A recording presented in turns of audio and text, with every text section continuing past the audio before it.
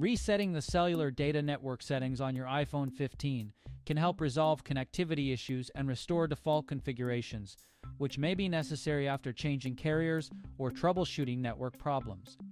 Here's how it's done. First, return to the home screen by swiping up from the bottom of the screen. From the home screen, tap on Settings. In the Settings menu, scroll down and tap on Cellular. Next, scroll down and tap on Cellular Data Network. At the bottom of this page, tap on Reset Settings. A confirmation pop-up will appear. If you're sure you want to proceed, tap on the Reset button. This action will reset all network-related settings to their original values. Once the reset is complete, you can tap the back button to return to settings.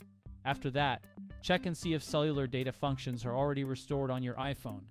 If the problem continues, resetting the network settings can be considered among the last options. This reset will restore all network defaults and options, potentially eliminating erratic network configurations that may be causing cellular data issues on your device.